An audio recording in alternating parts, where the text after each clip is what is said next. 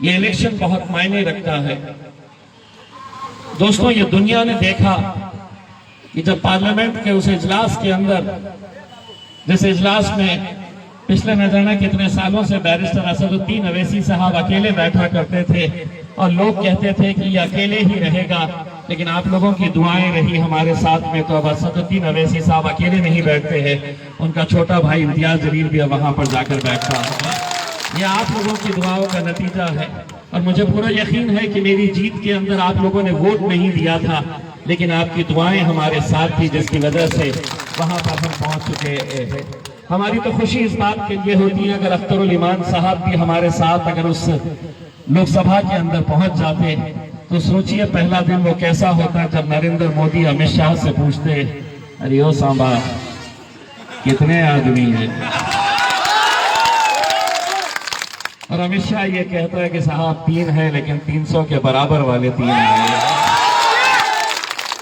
लेकिन हर बात के अंदर हमारा जो ईमान है वो इस बात के ऊपर हम यकीन रखते हैं कि हर बात के लिए अल्लाह की कुछ न कुछ मसलिहत रही होगी।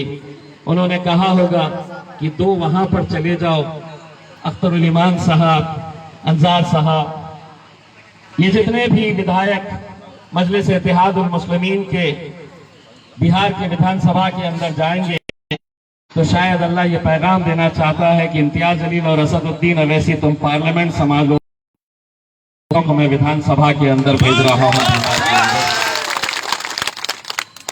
दोस्तों, जिस दिन ये पार्लियामेंट के अंदर ये सीए एनआरसी का बिल लाया गया था, तो मैं भी मौजूद था और मैंने देखा, दुनिया ने देखा कि जब वो बिल लाया गया तो कांग्रेस के भी सांसद वहां पर मौजूद थे, जिन लोगों को आपने चुनकर भेजा, चाहे वो आरजेडी के हो, जेडीयू के हो, कांग्रेस के हो, तमाम सांसद वहां पर मौजूद थे।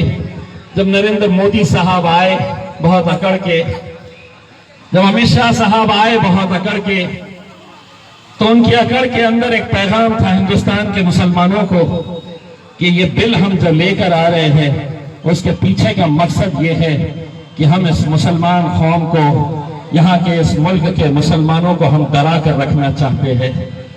तो हमने एक पैगाम दिया कि मोदी साहब, अमित शाह साहब, एक बात सुन लीजिए, हम डरते हैं, हम यकीनन डरते हैं, लेकिन इंशाअल्लाह कभी ऐसा दिन नहीं आएगा मोदी साहब कि जब तुम्हारे जैसे लोगों से हम डरेंगे। हम डरते हैं तो सिर्फ अपने रब से डरते हैं, अल्लाह से डरते हैं, अल्लाह की जात पे हमें यकीन है।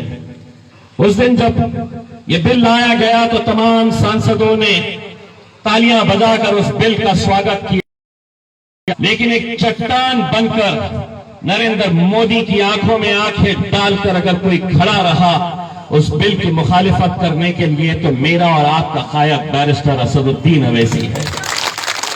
और उसने उस दिन जो पैगाम दिया कि तुमने ये कागज के टुकड़े के ऊपर लेकर आए हैं अपनी ताकत बताने के लिए कि मैं ताकत के बल के ऊपर मैं अब कोई भी कानून लेकर आ सकता हूं, तो असद साहब ने एक बार फिर से उनको पैगाम दिया कि ताकतें तुम्हारी हो सकती है, ताकतें तुम्हारी है, पर खुदा हमारा है। और जिस अंदाज में उन्होंने एक पैगाम दिया कि तो तुम बिल लेकर आए हैं, उसकी औकात, उसकी हैसियत मेरी नजर में क्या है, तो देख मोदी, तेरे इस बिल का क्या मैं हशर करता हूं। वो बिल फाड़कर उन्होंने मोदी के मुंह पर फेंक मारा। दोस्तों, ये कितने अफसोस की बात है कि आज जिन बुजुर्गों ने, हमारे बाप दादाओं ने इस मुल्क के अंदर पैदा हुए, हिंदुस्तान के अंदर हमारी कब्रिस्तानें इस बात की गवाही दे रही है कि इस मिट्टी के अंदर हमारे बाप दादा दफन है। 74 सालों के बाद हमसे ये पूछा जा रहा है कि बताओ, ये साबित करो कि तुम इस मुल्क के अंदर पैदा हुए हैं, कागजात दिखाओ। ये साबित करने के लिए हम दिखाएंगे कागजात। मोदी जी पहले तुम दिखाओ, अमित शाह साहब पहले तुम दिखाओ, उसके बाद हम दिखाएंगे। और क्यों दिखाएंगे?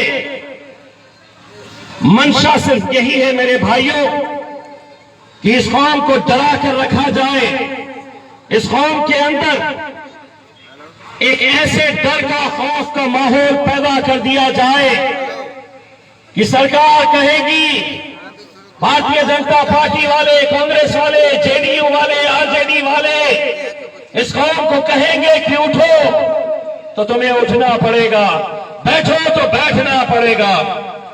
यही उनकी मंशा है और हम करते आए हैं। दिल पे हाथ रखो और दो जवाब इसका कि 74 सालों से क्या हमने यही कुछ नहीं किया है। वो बोलते थे, हम सुनते थे, हमारा काम सिर्फ इतना रह गया था कि तुम बोलते जाओ, हम सुनते रहेंगे। लेकिन अब मजलिस इत्तेहादुल मुस्लिमीन मैदान के अंदर आई है। बैरिस्टर असदुद्दीन अवैसी साहब ने इस मुल्क के नौजवानों को अगर कोई एक सीख दी है, कोई एक पैगाम दिया है, तो इस देश के अंदर अगर रहना है तो सीना चौड़ा करके, सर ऊंचा करके चलना सिखाया है हमें। 74 सालों से आप बोलते थे ना, हम सुनते थे। अब हम बोलेंगे और तुम्हारे बाप को भी अब सुनना पड़ेगा, सुनना पड़ेगा। कब तक हम इस तरह खामोश बैठे रहे? दोस्तों, जब भी 5 साल के बाद इलेक्शन आता तो हकीकत यह है कि इस हम का सौदा किया जाता है, धंधा किया जाता है, आप लोगों को बेचा जाता है।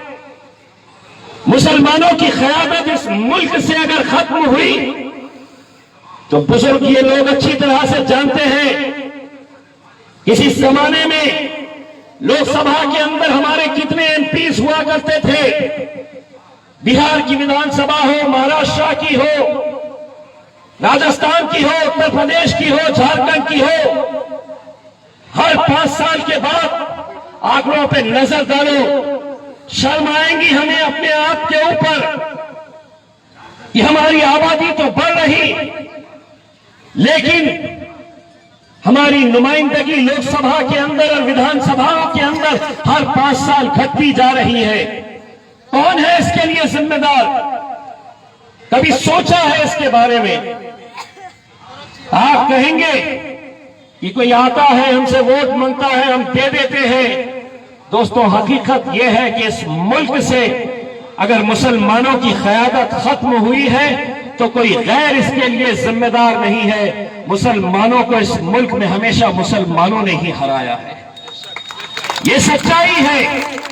एक ओहदे के लिए, अपने आकाओं को खुश करने के लिए आपके बीच अगले 2 दिनों तक वही कौम के दल्लाल आएंगे जिनको ये काम सौंपा जाता है कि आओ इन मुसलमानों को बांटने का काम करो, बिखेरने का काम करो, इनको खरीदने का काम करो। हम बच जाते हैं, इसीलिए हमारी क़यादत खत्म नहीं हो रही, खत्म हो गई है।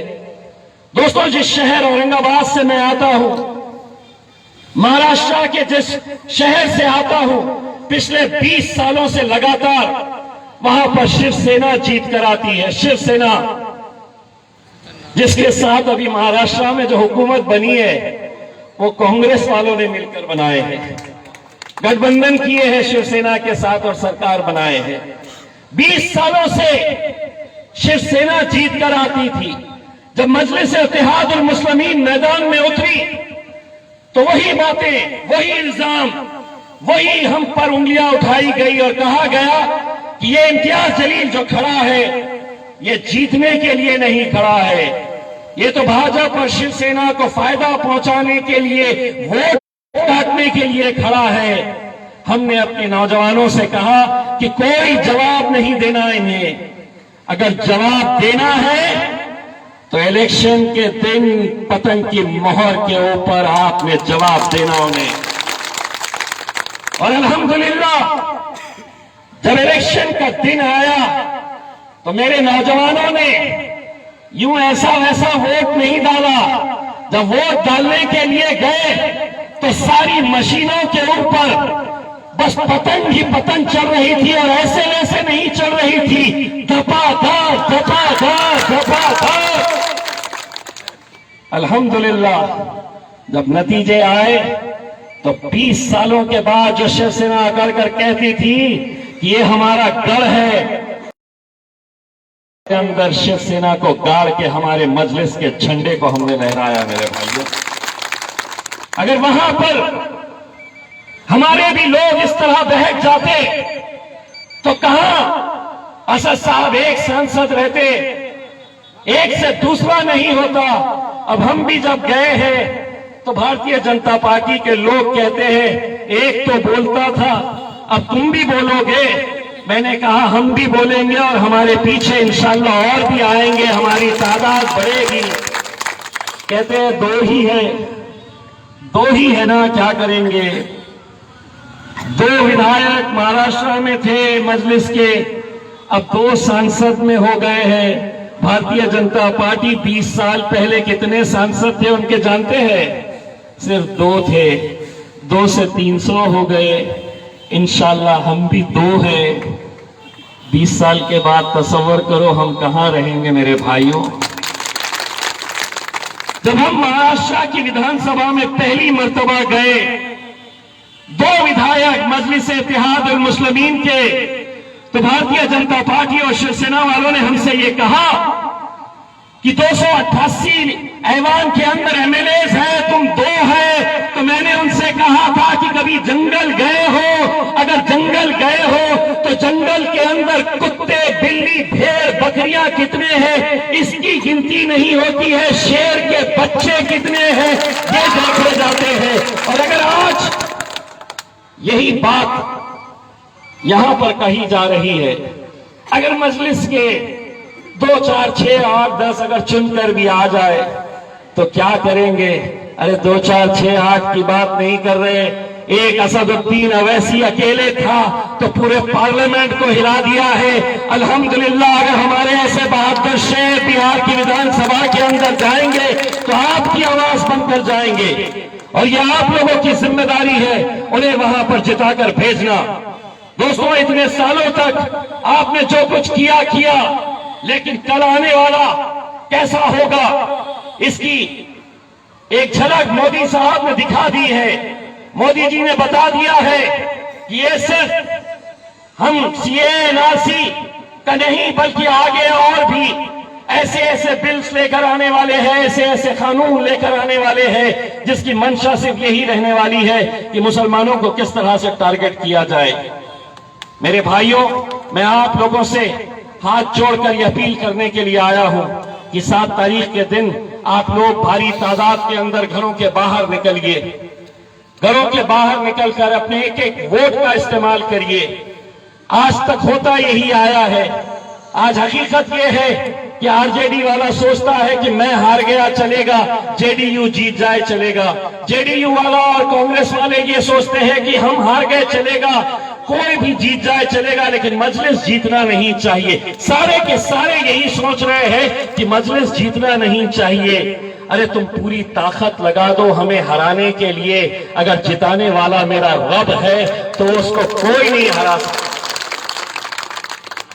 मेरे भाइयों, आज ये वक्त की जरूरत हो गई है, इसीलिए हम आपसे आज सिर्फ अंजाद साहब के लिए वोट मांगने के लिए नहीं आए हैं, बल्कि यहां पर मौजूद मेरे बुजुर्ग नौजवान साथियों से मैं इत्तेहाद की भीख मांगने के लिए आया हूं। मेरे भाइयों, इस बार मजलिस को धोखा नहीं देना। इस बार अगर आप लोग मजलिस के साथ पूरी ताकत के साथ खड़े रहे मेरे भाइयों, मैं आपको असदुद्दीन अवैसी साहब की तरफ से एक यकीन दिलाना चाहता हूं, अगर बिहार इस बार मजलिस को ताकत देता है, इस मुल्क से मुसलमानों की क़यादत कभी खत्म नहीं होगी, बल्कि बिहार एक मिसाल बन जाएगी, एक ऐसी मिसाल बनेगी। अब तो हमको ऐसा लगने लगा है, और हमने कल रात में ही असद साहब को यह बताया है कि असद साहब, जिस शहर से आप आते हैं तेलंगाना से, वहां पर जितने विधायक नहीं है, अब हमको तो ऐसा लगने लगा है कि उससे ज्यादा विधायक इंशाल्लाह इस बार बिहार आपको देने वाला है, बिहार मजलिस को देने वाला है। दोस्तों, 7 तारीख के दिन आप लोगों को घरों से उठना है। ये ख्याल रखना है कि मैं अपने घर वालों का, अपने पड़ोसियों का, अपने रिश्तेदारों का एक एक वोट। हकीकत तो ये है कि मुझे तो अब ऐसा लग रहा है कि हो सकता है कि कांग्रेस के जितने भी लोग हैं जो कांग्रेस पार्टी के अंदर काम कर रहे हैं, जो उस दिन मफलर तो डाले रहेंगे पंजे का, जो टोपी तो पहने रहेंगे जेडीयू की, लेकिन यकीन मानिए जब वो भी वोट डालने के लिए जाएंगे तो कहीं ना कहीं वो बटन दबाने से पहले उनको असदुद्दीन अवैसी साहब का वो सीए एनआरसी का चेहरा याद आ जाएगा, जब मैं अकेला उस शेर खड़ा था और वो बिल फाड़ रहा था। तो जिस दिन नतीजे आएंगे उस दिन तो वो लोग भी परेशान हो जाएंगे कि मफलर मेरा था, टोपी मेरी थी, ये वोट मेरे गए कहां, तो ये वोट यहां गए हैं, ये वोट यहां जाएंगे इंशाल्लाह और आप लोग एक तारीख दर्ज कराएंगे। बहुत बहुत शुक्रिया।